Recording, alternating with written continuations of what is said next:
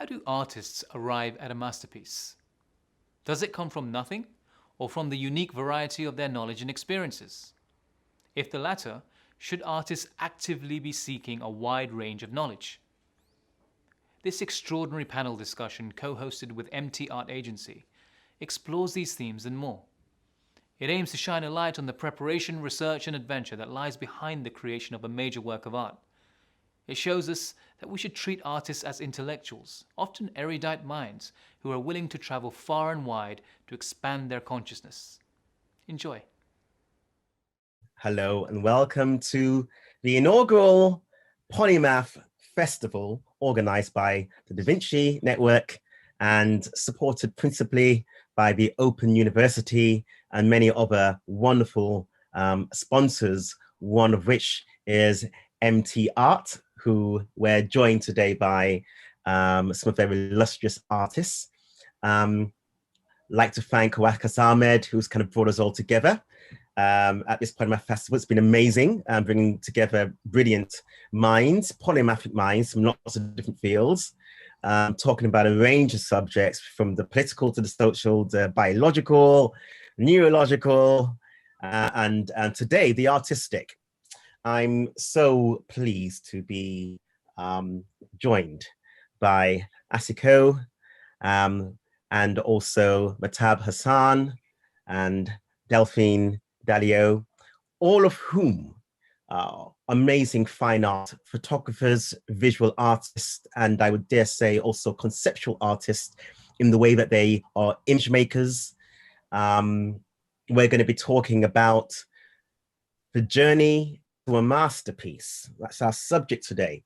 And because it's the Polymath Festival, it's all really about looking at things from an interdisciplinary point of view.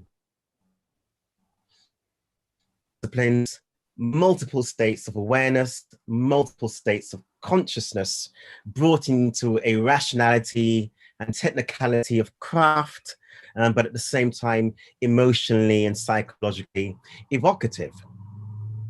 It's interesting to be talking about polyphony in the area of the arts because we have received traditions of learning and practice. Interestingly, the V&A, Victoria and Albert Museum here in London, is one of our sponsors, and the genesis of that museum and many of the museums around that area began really from the Great Exhibition of 1851. And one of the first kind of major exhibitions in the modern world, Britain was at the height of its empire, and Prince Albert was the main culprit in bringing all this together. And he really believed in the arts and sciences as one, very much wanting to emulate ancient Kemet, also known as Egypt, and Greece, Rome, Mesopotamia, Sumer, Babylon, and into the Greco-Roman canon of the West. And so something was called Albertopolis as a kind of tribute to him, where the whole 18-acre site of South Kensington would become dedicated to science and art. The Royal College of Scientists became Imperial College, the Royal College of Art, the Royal Albert Hall, Museum of Natural History, and the V&A. But because it was the Industrial Revolution, education ended up being very much about specialization and division of labor, and the connectivity between arts and science practice very much became polarized under the kind of CP snow two cultures. But here we are, I dare say all of us are outliers in our field, because as we're going to find out, we all pretty much are collaborative in our cognitive, mental, emotional, spiritual practice in art, and really do represent something which is very multidisciplinary. So I'm going to get into it and just asking you all to kind of give a brief introduction into your artistic practice with regards to polyphony, multidisciplinary, all the various influences that you use. Definitely, I can say Delphine and Àsìkò. I can see the kind of mythical, archetypal image making in your work. Mahtab, I can see kind of art, portraiture, and what you're bringing out of your subjects and allowing them to exude. And it takes a lot to kind of compose that and also compose states of being before the lens. So yeah, I'm really interested for our audience to find out, have an insight into your approach, and then we'll get into the journey to a masterpiece. Delphine, would you like to kick off?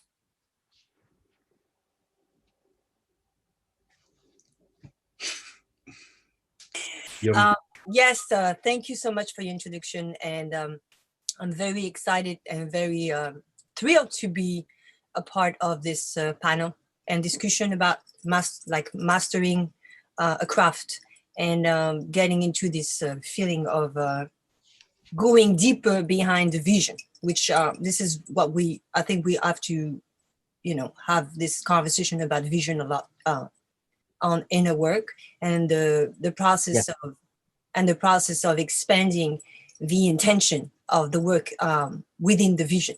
So my work is, I work for 10 years or 11 years empowering specifically Black women. And the reason why is because I felt powerless. I experienced betrayal. I experienced, being broken by either get fired or broken intimately. So I decided to not be able to not be a victim anymore in my life 11 years ago.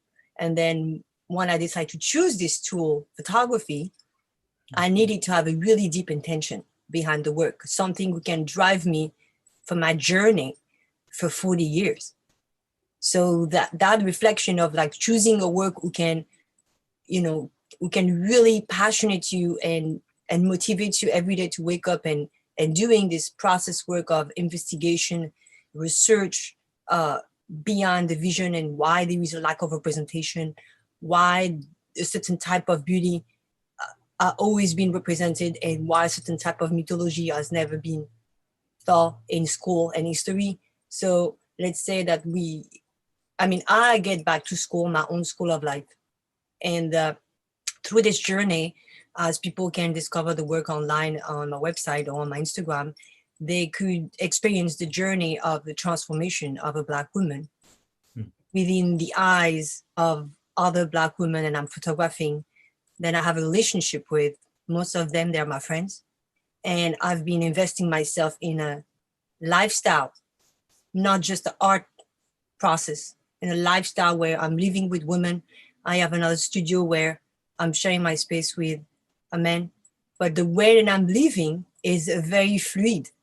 So I'm able to help the community and I'm able to expand the archetype of a new kind of a woman that I didn't see in the art history. So this is pretty much all my work is expanding and how I was processing the beginning of it. Wonderful. There's so much I want to pick up there.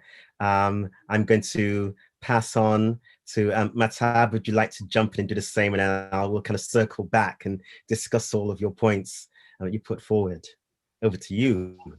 Thank you. Yeah, I mean, Delphine articulated it wonderfully, and the motivations behind making the work. For me, I've been practicing now for about 14 years, and my work is really trying to humanize the South Asian experience, the British Muslim experience, and I use portraiture and photography as a way of kind of fighting back the same visual language that has been the propaganda that has been pushed on that community for the last 20, 30 years.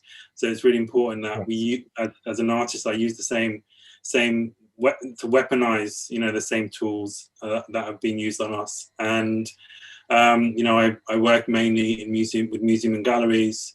I exhibit, I position beautiful brown men and women as fine art portraiture, people that I meet on the streets. And ultimately the idea is to have a deeper conversation about these individuals, but it's also to kind of be part of the history of the art historical canon. And it's going well, and I'm kind of marrying all sorts of wonderful aesthetics. So whether it's 16th century court paintings that I adore, and my background's in museum and galleries. I worked in museums for about 10 years before I became an artist, and you know, I wanted to kind of bridge these two worlds together. And yeah, so it's portraiture. There's a lot of text in my work, and the motivation came in a very similar way to Delphine. You know, I felt very victimized, very misunderstood. I was, you know, I felt like my narrative as a British Muslim man was hijacked, and I was frustrated that this is the conversation that is still being taken place, and a conversation that my dad spoke about, my grandfather spoke about. And so the motivation is to just, you know, push back gently with love. And so the work that I make, I try and find the most beautiful, you know, men and women, and try and empower them with the kind of conversations that we have, but also giving them that sense of responsibility in kind of helping me tackle this kind of big subject matter that I want to kind of articulate visually. And yeah, it's been a great journey so far, and there's still a lot of work to do. But yeah, that's kind of the motivation, really. Wonderful, wonderful. So much there I'm looking forward to delving into in a moment. Àsìkò, over to you. Excited to hear your perspective on your way in to all of this. So I've listened to both Delphine and Mahtab, and it's something that struck me. They make work with love. I feel there's a lot of love in what they do, and I feel I have that synergy with both of them, where my work is about a love letter to where I'm from. It's a love letter of the Nigerian story. As a man, I'm exploring who I am in the space I live in. So being a child of the diaspora, you know, I'm Nigerian. I did live in Nigeria till I was about 16, 17, and I moved to the UK. And, you know, I didn't start out as an artist. I started out working, you know, I have a chemistry degree. I worked in, you know, in the pharmaceutical industry for quite a while. Art was always such a beautiful part of my life that I loved. I always enjoyed looking at art.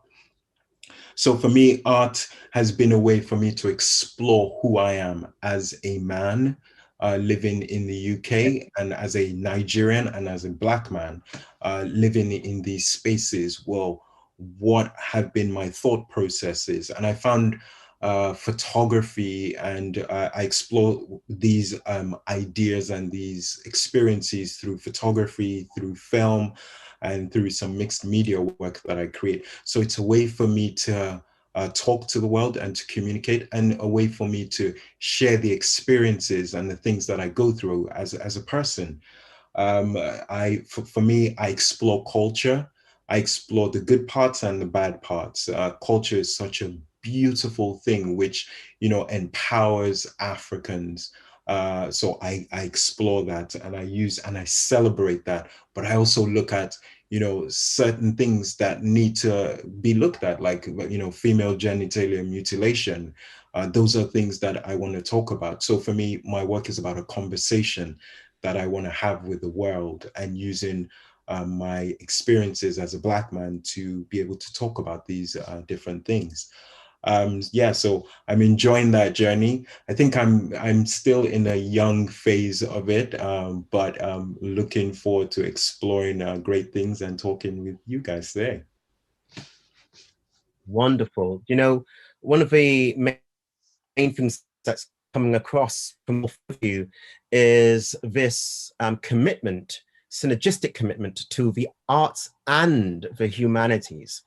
You know, for the arts for art's sake tradition, you know, it's a very marked difference in terms of your engagement with behavioral sciences, in terms of the social psychology and cultural anthropology that we live under, also to do with the nurturing of the human and the optimized potential of the human, the authentic, natural identity of the human being, juxtaposed against the various classifications and subsequent corporate identities of the human being, racialization, genderization, citizen, subject of a nation state, a corporate political entity, which kind of confounds our idea of geography and place in terms of the ecology and cosmology of the planet, which we're all a part. And so in a way that answering back to all of those suggestions about the portfolio of identities which are thrusted upon one, and the various roles that they're meant to play. You know, Delphine, you speak about the breaking, and it's interesting because there are traditions of education and indoctrination and training that one would use the term breaking in, that one needs to be broken in. And the idea that in order to teach someone well, they need to be brought to a tabula rasa, or to use a kind of Roman law colonial idea is to suggest res nullis, terra nullis, that it's a blank slate, so that when they go to a land, though there are nations and buildings and civilizations and cultures and relationships, they suggest that there is nothing here, erasure. And there is this kind of sense in the way of a philosophy of rearing human beings is to make them a blank slate. And then the other traditions are about the educere and educare, which is at the basis of the etymology of the word education, which means to bring out, to bring up, and to lead forth, suggesting that there is something within the individual initially, in the same way that the seed creates the plant and the tree. And it's really about the nurturing, nourishing, and replenishing, so that what is seeded reaches its full abundance. So, you know, as you talk about all three of you creating with love, and creating a safe space for emergence. It reminds me of a minor poet, Anthony Anatsuguru, wrote one of his books, was talking about the title, A Difficult Place to Be Human. A Difficult Place to Be Human. And I think you've all already given an insight into empathizing with that condition, or that conditioning, to make it a hostile place to discover and to express, to find out, to joyously be curious and to become. So I want to now kind of go into the image making and the various layers of practice, because of course there's the technical photography and art and composition, but there's also that psychological, shamanistic healing impulse that I'm sensing in your artistic practice. And I want to kind of find out now how you're bringing together and to speak about how you're connecting multiple discipline angles to form a singular practice. Yes, I'm ready to answer. I love it. Okay, so yes, so the breaking start with the simple ideas that a new practice needs to arise, right? So new seeds needs to be put in. So those new seeds have been guided by spiritual force. I mean, I call them ancestors. Either they're white or black. I will feel like towards them more black, because there's a part of me who's connected with my name and the name of my grandmother in Africa, Delphine Diallo. But the first step to be able to empower yourself as a new entity, as a new being in a society who can't see you, it's to empower this body. And I started my journey studying Shaolin Kung Fu for 7 years, it was my luck to be, let's say, in New York. I find this Shaolin monk who actually taught the same teaching to Reza from the Wu-Tang Clan, which is a hip hop band from the 90s, very famous. Yeah. And the fact that I needed so much discipline, and I needed the body discipline, not just the mind, because the mind was running. There is something with the Western world was disturbing me. It was the obsession with the mind. And I was like, there's something here who's not actually balanced, and I need to find out by myself how I can turn off the mind and be able to practice one of the highest form of art, which is for me martial art. And the reason why I started this journey is because I knew there is something in all of us that we don't know, and it's connected with the body. So Qigong, which is it's one of the most ancient practice in East philosophy and East Asia. I mean, they talk about sometimes like more than 10,000 years old. So those tools are connected with sacred geometry. They're connected with the sense of awakening every part of your body with the small muscle. It has nothing to do with people going to the gym and trying to be in shape. We're working here on an internal expansion of the muscle, and the muscle itself has a brain. So what I start to do, I start to incorporate the internal and external work of the body, plus the study of shamanistic, connection with a Peruvian shaman. Start to travel to places unknown, like Mongolia or Salvador de Bahia, Brazil, which is a big Afro-Brazilian community, very connected with a Yoruba culture.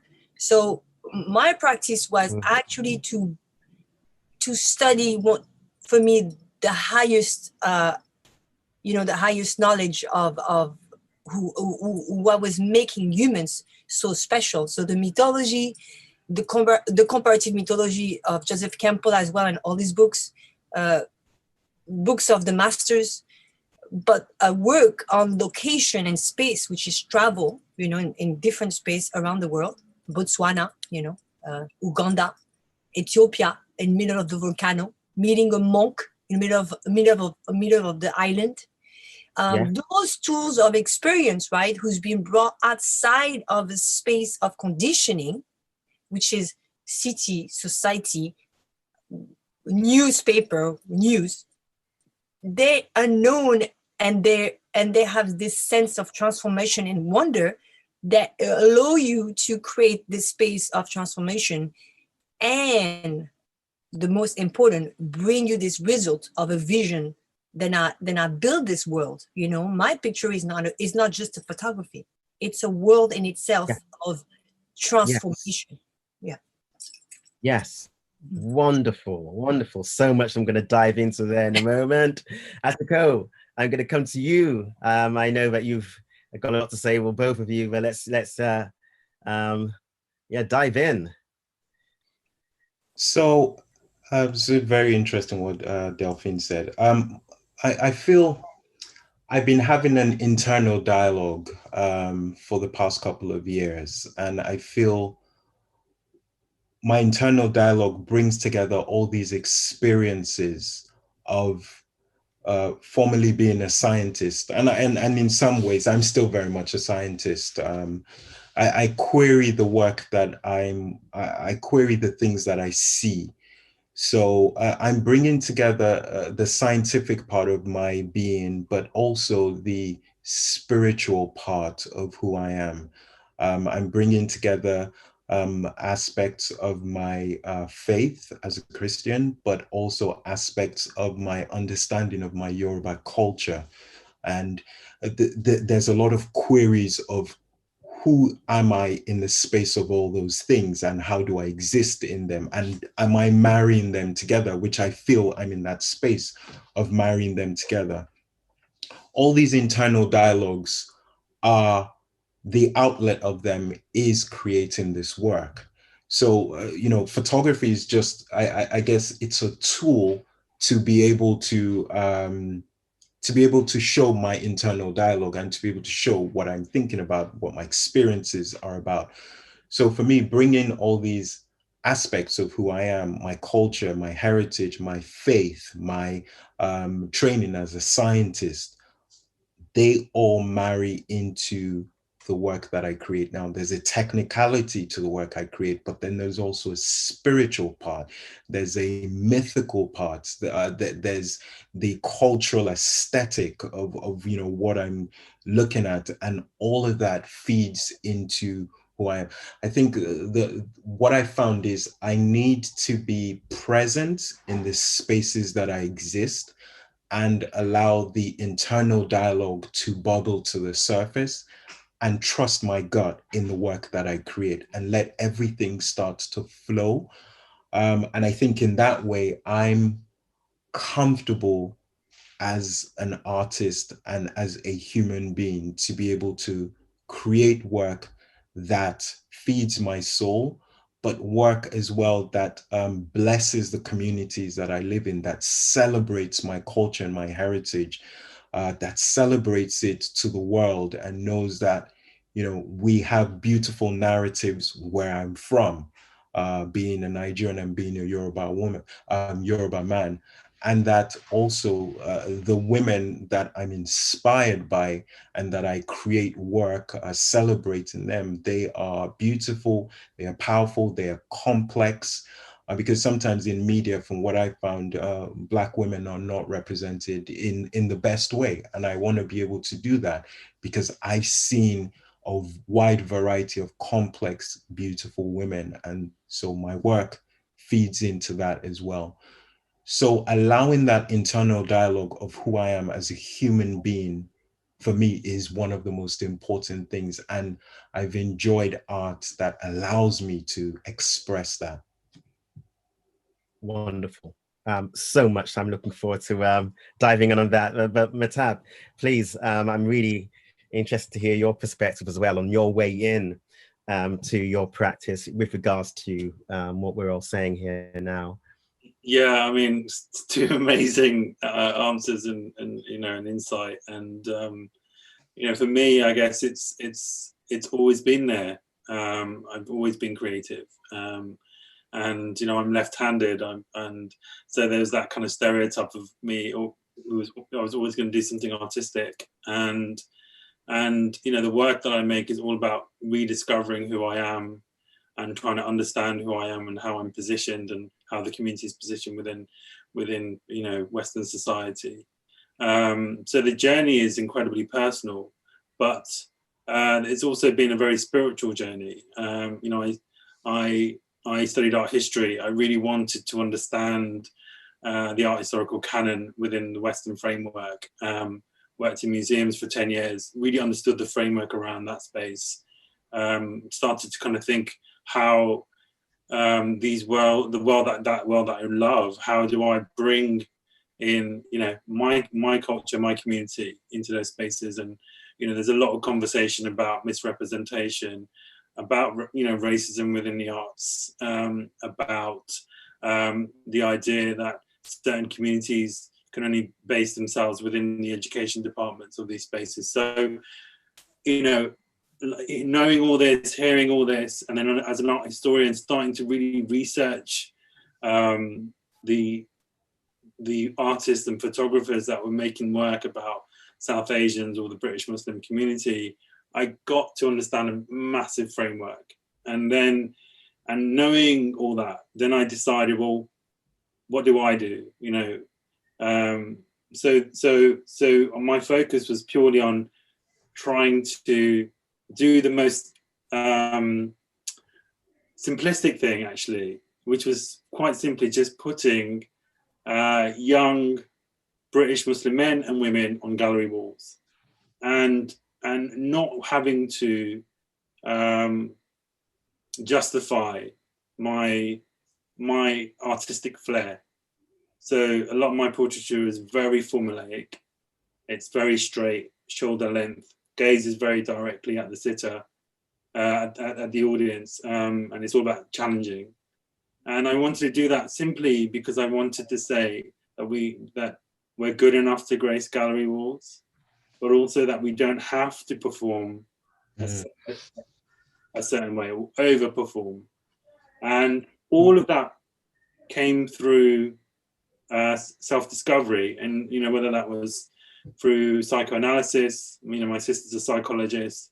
I've gone through various forms of psychoanalysis to understand issues around trauma, issues around what happens when you're broken down in society.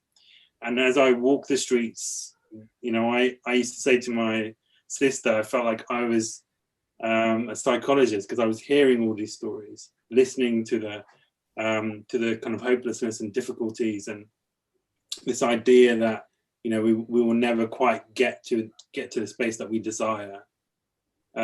So bringing all that into my practice, that's how I work. So I work in anthropology. I work in kind of photography, in the sense of it could be seen as documentary or reportage, but I'm trying to really push that narrative and challenge what you see.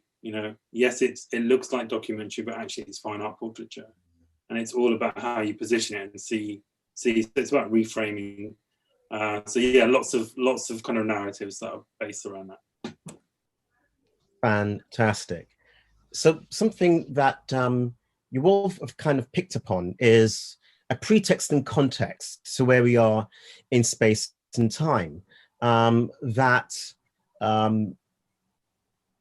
we have been part of shared jurisdictions, of globalist jurisdictions over the last few centuries, that were predicated on cultures of power, centralized hierarchy and social stratification, and structural violence, and very much supported by judicial legislation that gave particular categories of standing, capacity, value of human beings, and therefore in the reinforcement of what one should be allowed to do, what they shouldn't be allowed to do, how they should be portrayed or not, whether they should be seen or heard, and to what capacity. So be that to do with race, creed, gender, sexuality, and all of these various constructs.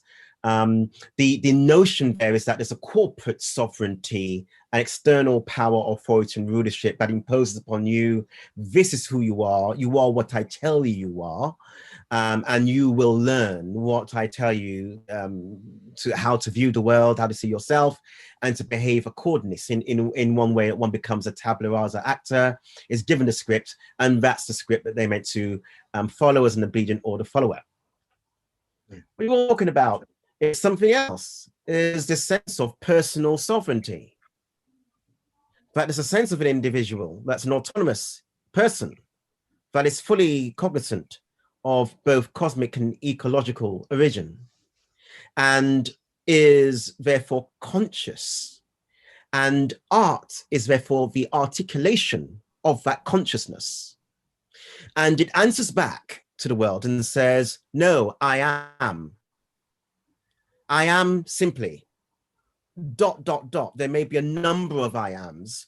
And so you've all mentioned a number of I ams. I am British, I'm Senegalese, I'm Yoruba, I am Muslim, I am. There's lots of I ams.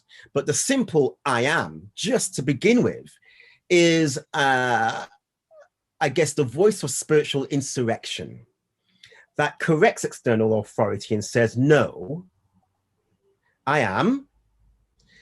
And speaking to existence, or to create talismanic images that then represent the manner of articulating existence and being, is a powerful act that when people see your art, they're not just looking at a static image, but that is actually a talismanic portal to a part of themselves. And that you are, in some way, abolitionists of the constructs which seek to impose upon humans a false identity, a kind of cage. And you're involved in an emancipatory practice that when people see themselves reflected, what they're seeing, and the interesting thing about the self, to see the self reflected goes beyond the whom is the subject of your portraiture, your images, it's more to do with the archetype of being that they're seeing, that there's a part of themselves that can actually assume a position and radiate upon your. And I speak in these terms now because I'm very much influenced by a past work I did now like 18 months ago that came out last year.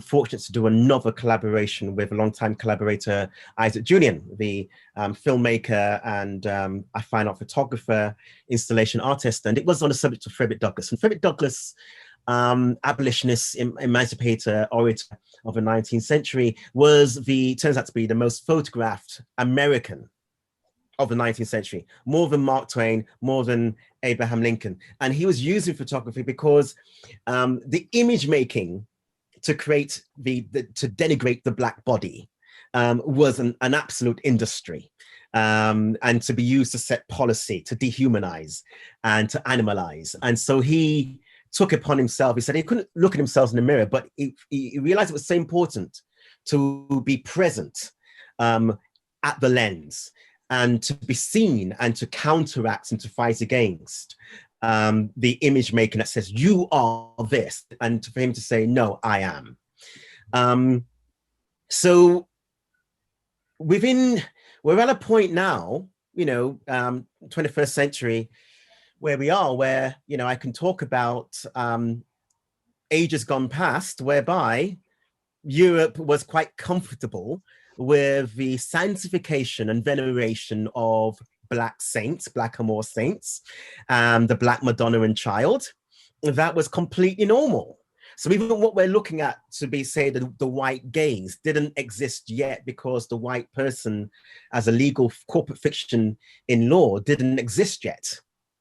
So there's actually a point in European history, and most certainly the kind of nexus between the Mediterranean world, Portugal, the Knight Templar state, and Genoa, Florence, and Venice, where we have this meeting of worlds, the Middle East and India and China and Africa, a kind of cosmopolitan, and everyone's learning for everyone. But the images that we can still see of Blackamoors, Venice, the Andalusia, hours that are there. We have a history recorded in our respective countries of these kinds of very noble images. Then we come to a particular point after the Spanish Inquisition about the denigration of those images for political and economic policy. So there has to be rewriting. There has to be a demonization, having had images fully human, fully actualized, and having historical pedigree that would go back to Egypt and Babylon and Rome and ancient India and China, ancient Africa. And suddenly we come to the point of the demonization, or as Colonel West would say, the niggerization of the image, and therefore to control the emerging political gauge of white identity, Black identity, etc., etc. All three of you have stated and made evident in your work that you are now raising a memory, in fact, which is a human inheritance of image making, whereby we're seeing a humanity which is of the I am vernacular, as opposed to, no, you will be this because I say so.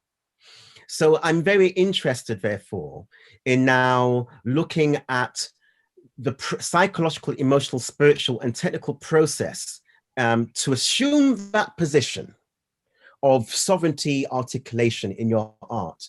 So before we get onto the journey to the masterpiece, I want to talk about the journey to mastery. And the journey to mastery isn't just of your craft. It is a journey of a mastery for the sovereignty spiritually in your cosmological, political outlook that then comes into the articulation into a piece of work. So Delphine, you've already spoken some way about, Qigong and all of those things and the kind of shamanistic impulses, which are parts of one's ancient ancestral lineage.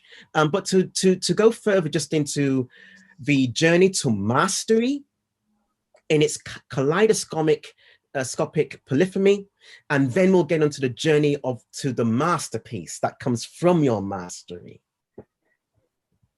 Delphine, I'll ask you to to jump in, because I know you're going to have to dash away at some point earlier than everyone else.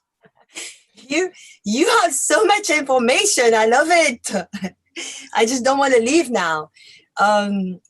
Yeah, like I love the fact that you talk about the Black Amour and, you know, this heritage of our ancestors and a representation who's been, you know, destroyed from our own psyche, and to realize, you know, living experience, you know, like going outside, you know, walking on the street, checking the ads on the street, checking the way that pop culture demonize and create a new interpretation of a Black body, and demonization of you know, it's a commodity demonization, but also they're using us, they're using the body. They use this insanity to pretend they make us part of something, and then the body is still being used. So the spiritual ancestors are watching us taking the money from this commodity, and then realizing it's like, you know what you're doing, you don't know what you're doing, right? So it's like you're still being used. Even if you believe you have money and you feel rich, you have no wealth, my friend, because your body is being used. So there is no giving, there is only taking. So the biggest question that we have to ask ourselves is does this society have been subconsciously doing spell to us after the Black Amour, and this colonization, expansion of their own dreams? Literally, when you talk about psychology, it's like their own dream, like imposing fraud, imposing this kind of psychology, which actually doesn't belong to our ancestors, and the way that a non-binary thinking is processing life and is more connected into the idea of unity, from Ubuntu to the Yoruba, from the Native American in America. That's why I'm here, because they're still here. And from the natives all around the world, this idea of unity and the collective is being slashed. You know, it's very painful discovery, you know. And when we talk about this, we really need to dig into what you said, but like even beyond. So this morning, as I received this book, right? This the African classification of African consciousness, right? Eurocentric history, psychiatry, and the politics of white supremacy, which is they're actually they're making insanity sanity. And you talk about the white male gaze. This is what happened with the white male gaze. It's only a year or two that people understand my work, because now they ask me the right question about the white male gaze. So if the gaze is not being understood and nobody believes there is a gaze, then indeed the work of art can be really started today, because we're in 21st century, but nobody had access to the idea of gaze, even in art history. So there is a big question before I end up my conversation. Does the 21st century and a masterpiece of the 21st century will relate to the shift of point of view of the gaze? And if the gaze is shifting through Mahtab, through Àsìkò, through different eyes of the look of society, which is 85% of white male, we have an issue here. It's called insanity, because there is nothing more, destructive than having one point of view. And we're coming to that experience right now where the world is splitting in different point of view, because historically the pandemic and whatever happened, they're still trying to give one point of view. That's what they're doing. Doesn't matter if you agree or not. They're actually giving one point of view again, which is a colonized mind, white male gaze idea of society. And today that doesn't function anymore. And as an artist, I felt very grateful to be able to see behind the veil. So does the 21st century mastery is to see behind the veil, but also changing the point of view. Nobody own the sacred knowledge of the universal law because they feel more advanced in civilization, and do you understand what I mean? Like the advance of civilization is this way of feeling we are better than you. My idea is to create a world where everything is actually have this balance, where the world is parallel, but the world has no ladder. So my point of view, it's like there's no ladder. I have no competition. But the world and the colonization did create the ladder for all of us around the world, because this is the way that they actually seeing the world. What's really fascinating with what you're saying, I couldn't help but kind of pick up on the Ubuntu reference, because I described what you're also so beautifully witnessing there as Ubuntu. I am, therefore we are. Then is perverted into I am, therefore you are not. And so within that idea, it's so simply encapsulated, I am, therefore you are not. And then what it creates is the notion that my I amness is dependent on you not being.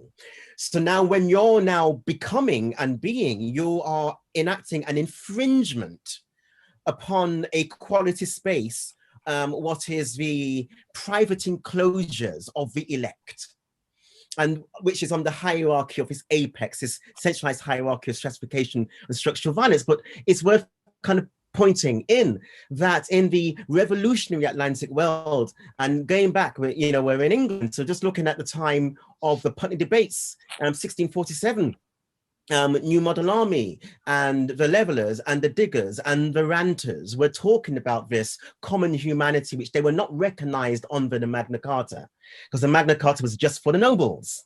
Within that situation, the commoners were at least protected by the charters of the forest, but the agreement of the people was a step towards this common humanity. But because of the translation of the Bible, it now meant that people were looking for a distributed divinity that was embodied within all. Well, that was answered back quite cruelly with what became the English Empire of the British Isles, which the Welsh and the Scots and the Irish duly knew about. And the beginnings of the racism and the niggerization of the British Isles population really began with the Irish, who were officially eventually became known as Black. Black identity meaning the lowest status, white identity meaning the highest, and so therefore not even to do with the skin, but a philosophy that needed a scapegoat, needed something to divulge the inner darkness through the agency of vice. You talk about, therefore, the commodification of the body as the agency of vice, which is really valuable because people have so much darkness within them that they need to let out through something to say, look, it's them, not me. And now I'm really interested to say, I see you both nodding to jump in on that. Please, Mahtab, what say you? Well, God, there's so much to talk about. I mean, this idea of being demonized as the other. I would say, right now in modern times, it's very much around the kind of Muslim experience. And we were categorized as well. And there's a very famous archive that Lord Canning and his wife created called The People of India Portraits. And it demonized the whole of Hindustan. And, we were categorized as animals. And so, that whole narrative is very much based on my experience, my ancestors. And when we talk about kind of how does the process of an artist work? Well, for me, it was very much based. It started with anger. I was angry, that this was the world that I was in. I was angry that this was going to be my experience, and I felt incredibly powerless.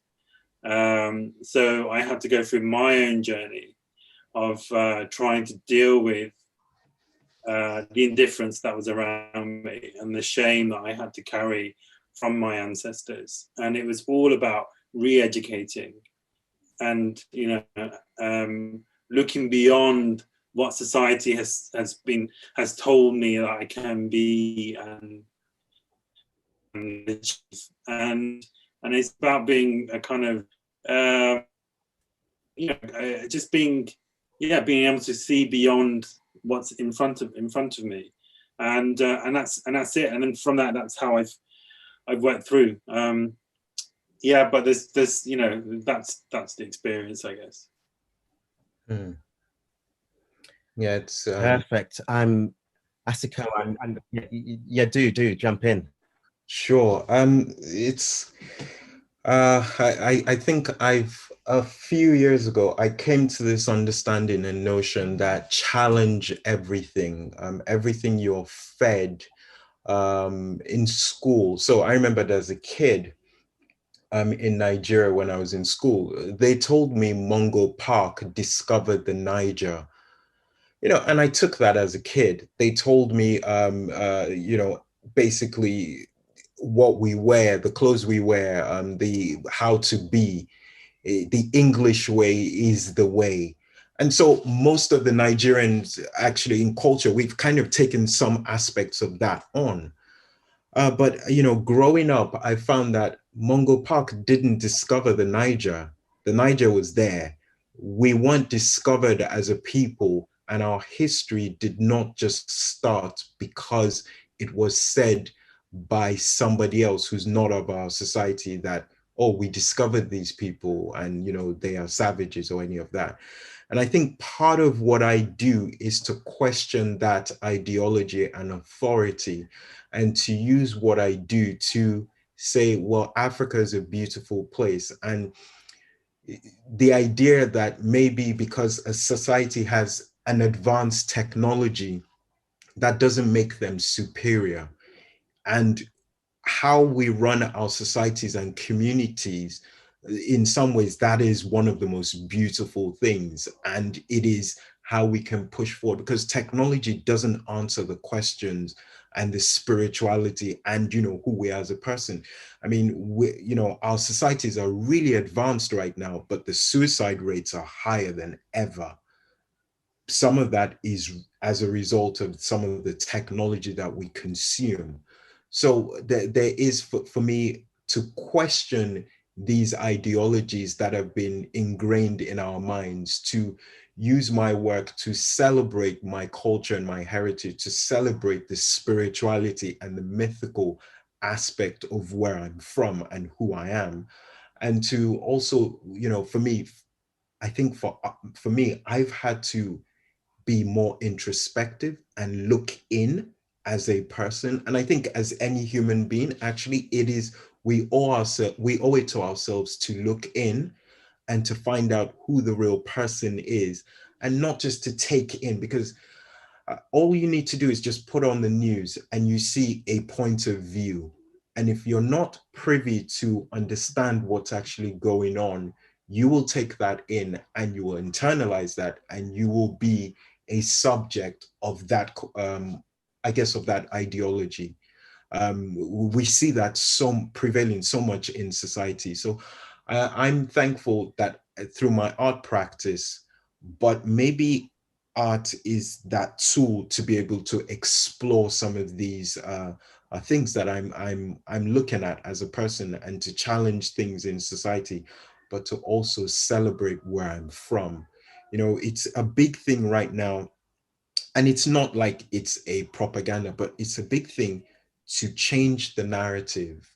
We weren't discovered, and our history was, hundreds of years before, the colonials came in. We have a rich history. We are a place of beautiful people.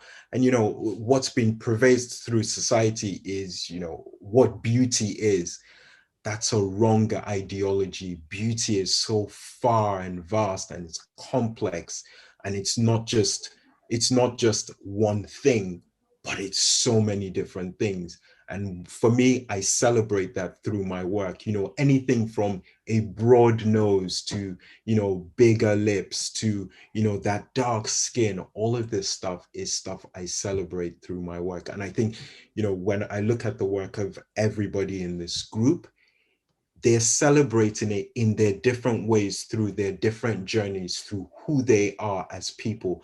That's the great thing about art. You have all these different points of view. We can't just have one point of view or a select point of view. It has to be very, very diverse, because the world is diverse. There's 6 billion people on this planet, and there's so many different cultures and societies, and we can't just default to one because we've been told that that's what we're supposed to do.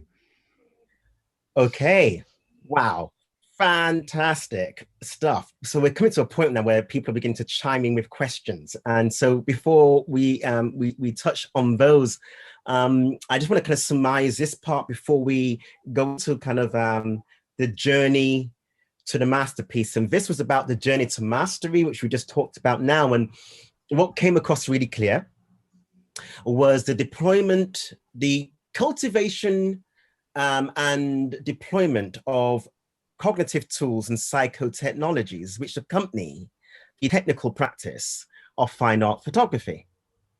So in a polymathic sense, you're all, masters of your craft in photography and all of its kind of technical science, engineering and lighting. And then there's the artistic layer in terms of how you're portraying conceptual narrative and archetypes and portals. You're establishing visual jurisdictions for transcendent imaginings, so that when people look at your work, that gaze is a kind of talismanic portal into the archetypal realm that you're portraying in the images. And to do that means that you're thinking on a number of modes, and that you've also equally cultivated the philosophical introspection from the humanities and the kind of the political science, and also the axiologies, the philosophy of value and epistemology, and you're readdressing that. So I'm already beginning to see emerging a polymathic practice that if one was having a fine art photography lecture, these things might not come up, because they say, well, that's not exactly to do with photography. Let's just talk about, the technical things about, what your lenses and your lighting and your images and your models.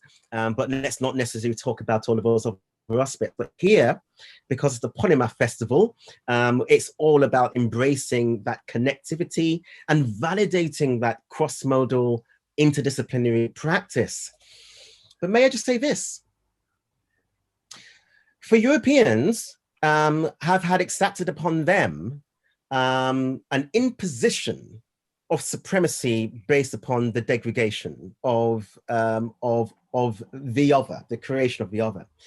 And may I say that there was a time in Europe, in terms of the images and the diversity of images, whereby human beings were acting with affection of many different images. And we have, even in terms of Black Europe and Black Britain, I can go back to books like Black Britannia by Edward Scobie, and David McRitch's book, Early and Modern Britons, and Sustained Power, etc. But also talks about the whole kind of Florentine Renaissance and Genoa and all of that sort of thing. The time of the Templars, Preston, the great Ethiopian emperor, that was a great inspiration for the Templars. And at this point, you had a cosmopolitan image and with features. So from the British Parliament imposed upon the colonies the idea of identity happened because of people, Europeans, indigenous Native Americans and Africans were in the same conditions, and they started rebelling together. They were marrying, having children together, and laws had to be put in place to stop solidarity and mutuality from happening. Baker's Rebellion in 1681, etc., etc. So we're really talking about this, a few hundred years of judicial legislation that has driven a social psychology and cultural anthropology, which you're now undoing. The propagandization of the European image through art hasn't adequately been answered back by visual image makers of the Middle East and Asia and Africa. And I think the effort needs to be stepped up. I mean, basically, the painting and the image making into the world of this diversified palette of being is something which all of you are balancing out. But now I just want to kind of get your summation. The journey to the masterpiece, because you all are creating stunning images, and just in and of themselves. I think for anyone, please go look at their works and their Instagrams, and eventually when we can all gather again live in a museum and gallery, go see in person stunning images, and they are masterpieces. So the journey to a masterpiece. Tell me, surmise your journey to that, work by work, collection by collection. Paul, where do you want me to start? Exactly. Well, I mean,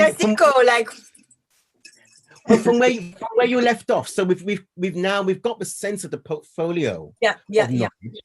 So and yes, we've got the sense of. I mean, it's true though. Yeah, it's true. If I take the world by like as simple as it is, you're right. I definitely had this title when I started my journey. I was like, how, you know what I mean? How I'm gonna create masterpiece, and how I'm gonna be close to that that expansion of my life to a work of art. So the work of art is, needs society and support, but as well needs freedom.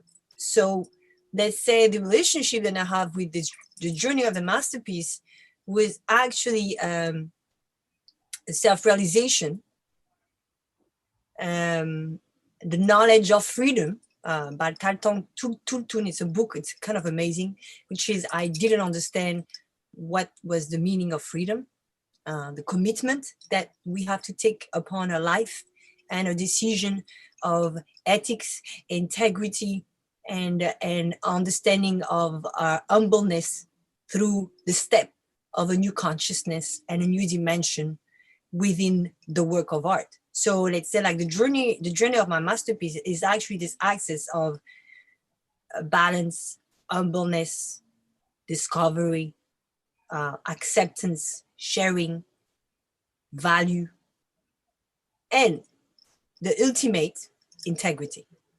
So you're right. It's like the journey of a masterpiece for me is actually embodied in my work. The result of the masterpiece is actually the result of my expansion, and I'm not separating myself from the work. As we speak before of the work of art from very work of art from masterpiece like Michelangelo, or a work of art by also Nigerian artist that I have a hard time with the name because I'm not familiar with names. So, but there is a journey here of their own lifestyle and art they're taking another dimension of understanding of the universal law through quantum physics, quantum field, and access to the inner self within, helping everyone to see the divine. So if the journey of my masterpiece for me is to achieve this dimension and this space of the divine every day, every second, waking up every morning and realizing that I am, then indeed we are, then indeed the sky, trees, everything around me is, and because it is, then the expansions is actually happening in front of my eyes every second. My change is happening every time. And the photography, even if it's crystallized, because it's still indeed crystallized, I believe where in 100 years from now, hopefully, those pictures won't be crystallized.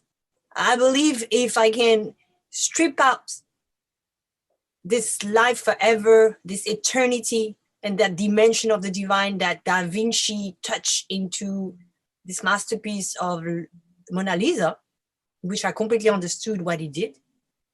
He created an avatar, he created an hybrid of a divine between the masculine and the feminine. And this is a really hard things to do because you have to have access to another dimension, which has nothing to do with dividing the masculine and the feminine all the time, which what society does, beyond culture, of course. So the layers of mastering and the journey of my mastering, it's to be I beyond culture. Like, I'm French Senegalese, I am Black, I'm white, I am this, but I'm still boxing myself. The journey of my masterpiece is like, once I'm going to achieve for the world to understand that I'm more than my stickers, which is very hard for Black women, because I have stickers everywhere around me because they can't see me because they never really experienced a Black woman photographer that much. So I'm a sticker still. I can't wait for this access to a dimension where people's gonna see each other, and they're not gonna actually judging anyone, facing the cultural differences, but accepting this amazing diversity of the world, and that a planet itself is diverse, like the birds or like the fish, or this is what we are. So if we achieve that state, we're going to finally give back to the planet, and that's, for me, the journey of our masterpiece. Wonderful. That is absolutely about the self-mastery of the I am, and the articulation into a work of art itself, which is an avatar portal for both yourself and the viewer. Beautifully put. Mahtab, the journey to a masterpiece for yourself. Yeah, I mean, the journey of a masterpiece is, that's such a massive, grand statement, isn't it? To kind of say that you are creating masterpieces. But for me, the kind of journey of knowing that I'm making something significant and important is all about emotional state, and it's something that can't be articulated. It's a feeling. It's something that connects spiritually. It's something that connects in the heart, and you just know. And there's certain moments where I've made portraits on the streets or in people's homes, and I've seen it, and it needs nothing else, because I know the power's there, and that's probably through my education, my history of studying art history, being in museum and galleries, being spiritual, and I think that's the real power of art, right? Is that it's not about the mind, it's about the heart and the emotion. And if my work can bring that quality, and I can feel it, and I can feel its energy, then I know it's special, and it's worthy enough to be part of that series, and it's worthy enough to be on the gallery wall, because hopefully what I feel from the work is what the audience will feel. And it's all about this unspoken quality within portraiture. Because I don't want that conversation. I want the spectator, the audience, to come in and look at the portraits that I'm sharing and have that unspoken quality. And it's their conversation. And if they want more, then I'll give more. But that's the most important thing.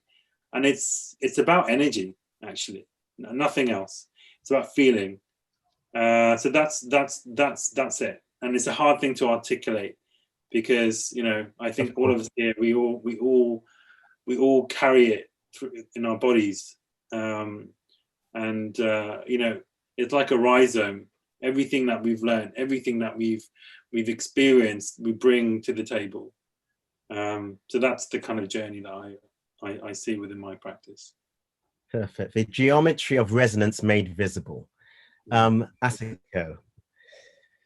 Wow. When I hear all of this, I'm just like, do I have to say anything after that? Not necessarily.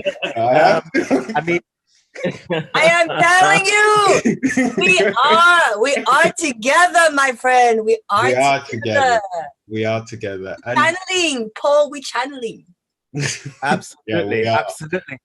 And the thing is that as we're in this path of the momentum towards of AI and machine learning and deep learning, and the ambition to create polymathic computation, which has to be therefore modeled on us, so that we can get to artificial general intelligence and then super intelligence, has a lot of bio, psycho, spiritual modeling of our cybernetics. And if we were to put that into zeros and ones and to generate the algorithms from that, and to allow the hyperdimensional data points and streams of reference to be properly validated, then the avatar computation, the silicon-based anthropomorph next to the human carbon-based anthropomorph would reach their collaboration. Of course, there is so much more going on from the molecular and neurotransmitters and the bioscience, the bioelectromagnetic fields of how we generate and create energy in our work, and how with sound and light and the physics of the image that comes together. And I think that the DaVinci network most certainly is invested in creating the context that allows this kind of discovery to thrive and flourish. Unbelievably, we're coming very close to the end, but I want to now go to Alex is asking a question. Is art knowledge? If so, should it be given its rightful place in intellectual history? Is art knowledge? If so, should it be given its rightful place in intellectual history? And Devan is asking, should artists create for oneself or for others? In a way, we've kind of answered Devan's point already, because it's an interesting thing, you know, philosopher Vernon Dixon would talk about the diunital principle. A diunital principle was that to neutralize the dialectical principle where there had to be a dominant and a submissive, either or, you know, Ayn Rand, you know, the individual versus the collective. And I guess what we can all see within kind of African and Asian cultures is that even in terms of the jazz improvising quartet, that we've got this theme, and we're all playing together, and then you can solo. When you solo, we're all 100% behind you. Go nuts with your idiosyncrasy and your individuality and your exploration, and we're here to support you. And then we're going to support each other as they solo, and then we'll come back together. So the individual and the collective are involved in a symbiotic relationship, and there's an ecology of mind, as Gordon Wasson would call it. So, and you've all kind of said that, you know, you are kind of playing the ancient shaman role, where you're enacting this elevated state of consciousness, and you're going into your Joseph Campbell monocycle, the boon of enlightenment, and you're integrating that back into society and culture to nourish that which is within you, also in others. As just to quote, to say, to act as if the God in all things matter. But yes, to Alex's point, is art knowledge? And if so, should it be given its rightful place in intellectual history? Whoever wants to take that one up. Well, I think, Paul, this is so much information. Are you the extra polymath, extra? I'm like trying, like I am processing your words, and processing your words probably like take 5 minutes that we have to leave. So of course, art is knowledge. Everything is knowledge, my friend. Everything is knowledge, but in the humble way, not in the ladder way. And that's the teaching of this conversation here. We have no ladder discussing our similar interests with expanding our understanding between each other and giving to the world what they think is supposed to be in boxes. It's to unbox what is in the boxes that is knowledge. If the knowledge is always in the box, what's the point to learn all those stuff if you're still staying in your box and judging the other?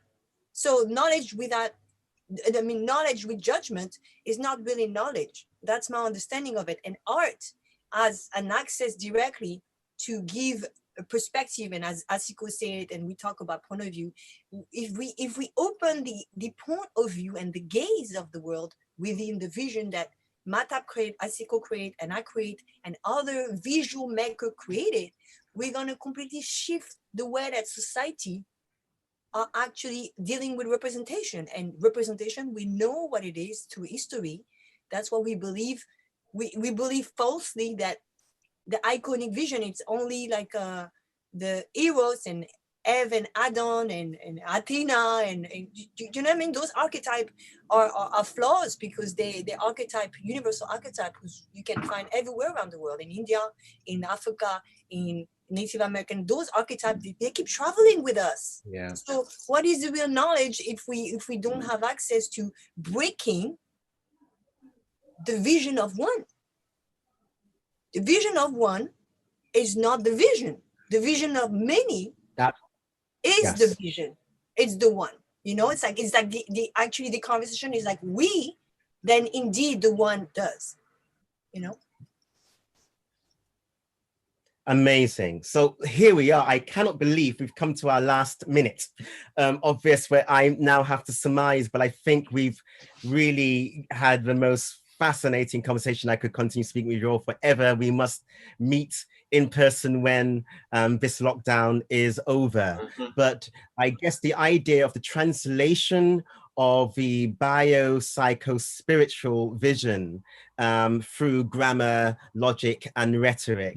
Long live what we've been bequeathed as a quadrivium trivium methodology in being able to articulate consciousness and its streaming through image. With that, I thank you all so much for your contribution for the DaVinci Network and the Polymath Festival, Àsìkò, Mahtab, and Delphine. Amazing. Thank you so much. And I wish we could go on forever, but thank you.